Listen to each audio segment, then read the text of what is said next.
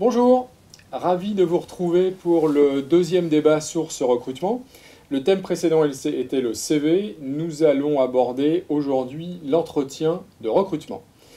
Comment se passe un entretien de recrutement? Comment le prépare-t-on? Qu'attendent les recruteurs? Quelles questions? Quelles réponses? Quelle attitude pendant et après?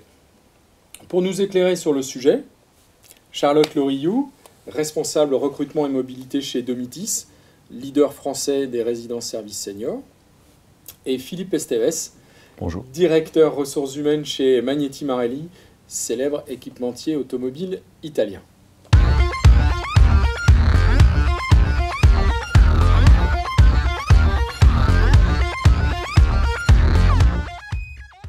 Alors, Charlotte, comment et que doit-on préparer pour un entretien de recrutement?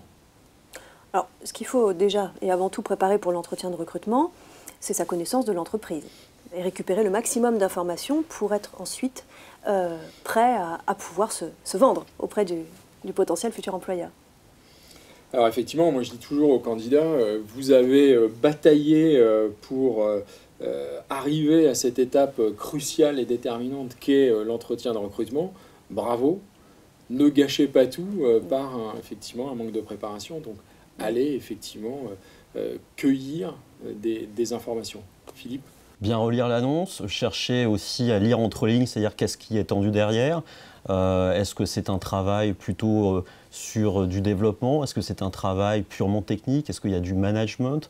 C'est où en est la société aujourd'hui? Est-ce que c'est une phase de transition? C'est une nouvelle économie?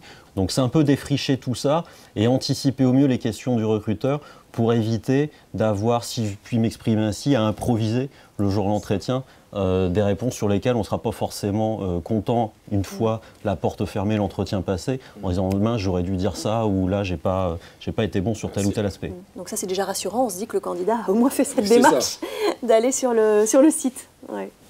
D'accord, donc préparation logistique, préparation sur effectivement l'entreprise, le poste, comment on s'habille, comment... Oui. Ça tout dépend du dress code de l'entreprise.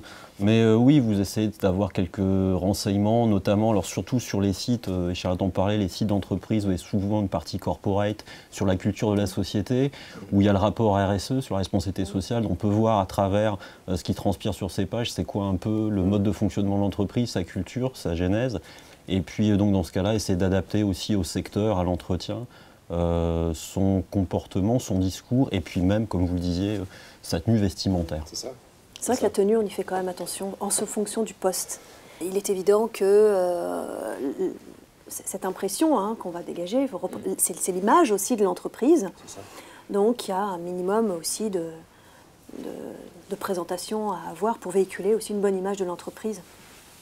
Alors justement, excellente transition, Charlotte. Une fois qu'on a préparé l'entretien, on arrive devant le recruteur. Donc c'est cette fameuse première étape, cette fameuse première impression. Quand on est recruteur, qu'est-ce qu'on se dit justement? Voilà, premier contact, première poignée de main. Comment on aborde cette étape de l'accueil?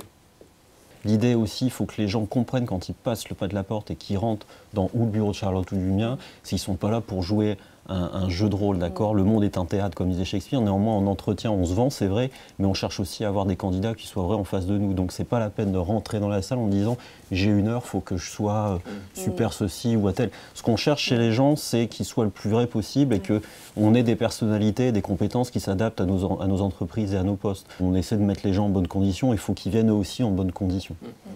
Qu'ils essayent de l'être, en tout cas. Donc, sur cette phase d'accueil, moi j'avais noté un chiffre qui sort d'une enquête auprès de 2000 dirigeants qui a révélé que 33% disent savoir s'ils vont recruter ou pas dans les 90 premières secondes. Moi j'étais un peu étonné de cette stat, mais... Ouais, il y a une stat aussi qui dit que les hommes qui dépassent 1m80 voire 1m90, plus vous êtes haut, on va dire, plus Ouais, vous gagnez 15% de plus. Bon, Ouais. c'est vrai que l'apparence physique peut jouer beaucoup, notamment dans certains secteurs. Je pense par exemple au luxe, à des métiers de représentation, comme d'ailleurs on parlait tout à l'heure Charlotte. Je pense aussi qu'il faut là-dessus dédramatiser le fait en disant que c'est pas parce qu'on commence à bafouiller un entretien ou qu'on sent les gens un peu stressés que tout est foutu d'avance. On peut avoir un ressenti pendant les premières minutes, Oui. mais ensuite on va découvrir la personne pendant l'heure qui va se dérouler.